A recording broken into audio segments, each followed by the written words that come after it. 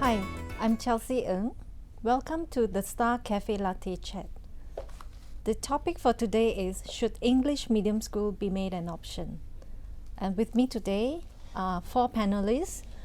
And next to me here is Dr. Lan Boon Leong, an associate professor from the Monash University, Sunway campus. He's here as the founder of Parents for English Medium National Type Schools. And beside him is Datin Azima Abdurrahim, PAGE chairman. PAGE stands for Parent Action Group for Education Malaysia. And Mr. B.K. Gan, president of Taylor's School from the Taylor's Education Group. And last but not least, Tuan Haji Borhan Mat Zain from GAPENA, General Secretary of the Federation of National Writers Association of Malaysia. And without further ado, we would get comments from the panelists on the topic of the forum itself.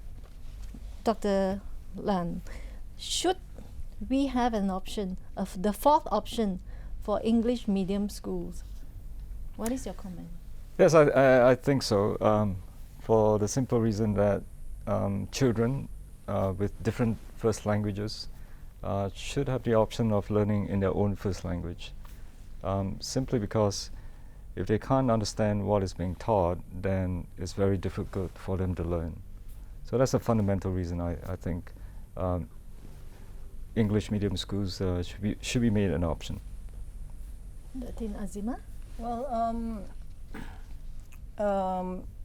we think that as long as vernacular schools are allowed to exist, there's no reason why English medium schools should not, because the Education Act allows for that.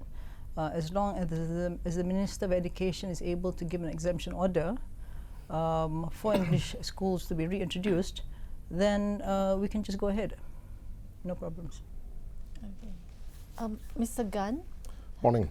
I certainly am an advocate for options, and I believe as a nation grows, options should be given for the people to choose what they prefer. However, there must be a caveat to options. As a nation that is desiring to grow, I think it is important that the nation knows its purpose and its direction, and options that are open goes towards nation building at the end of the day. So yes to the question of whether English should be an option. However, what is more important, does it fulfill the country's agenda as we go forward? And I believe it does. Thank you. Haji Borhan? Well, I disagree with all the three. I disagree that English should be an option at this moment.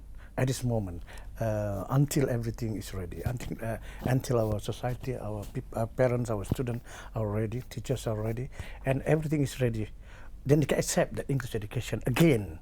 Since we stopped it in, I think, about 70s, then we can have the English education. But here, Dr. Lan, if I'm not mistaken, you have also said before that whether the question of we are ready or not is actually not an issue to a small portion of the society whereby the first language is English.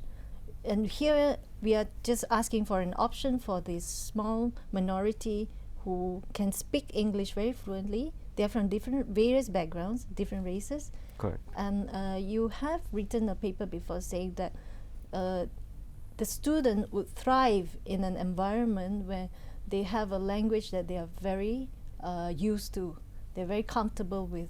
What is your comment on this? Well, as I've said earlier, again, you imagine even if there's a very simple thing that the kids are trying to learn, but if they don't understand the instructions, the lesson that is given by the teacher, then they simply can't learn it well, learn it properly.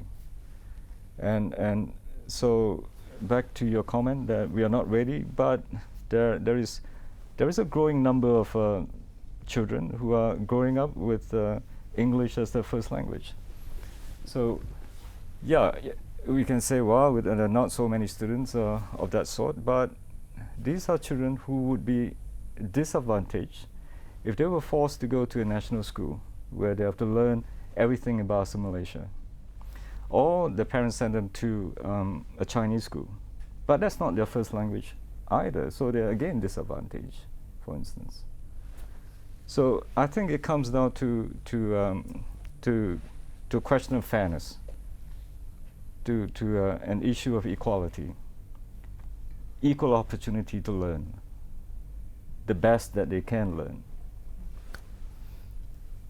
Haji? Well, of course, you know, even equality to learn to certain people. But you know, if, as I say, readiness is not only from the parents or from the children. Readiness from the teachers, from the, you know, the schools, from the apparatus, from whatsoever it is that we have to ready for them first.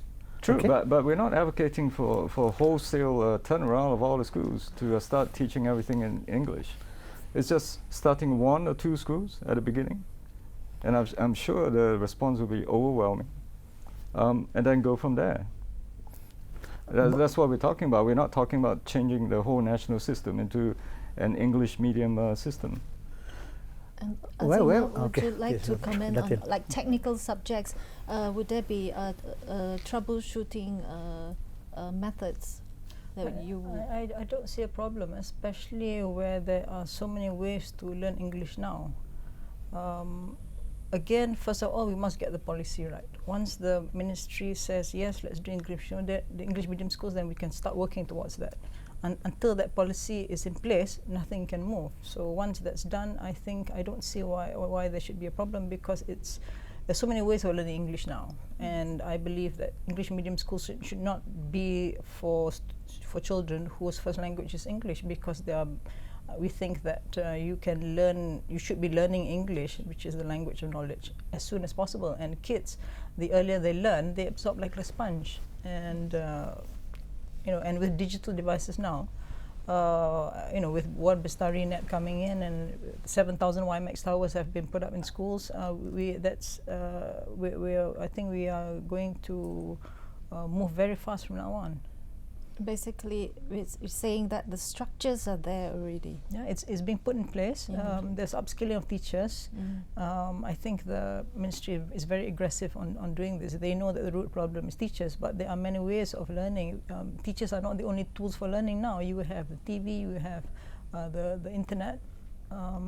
Parents are, you know, getting their kids to read more English. There's local productions like Upin Ipin, Waktu Rehat, and you know, Oh My English, which is hilarious and the kids love it. There's so many ways for students to learn, including teachers. Teachers can learn the same way as the students are. So there's no obstacle whatsoever. The only obstacle is in the mind.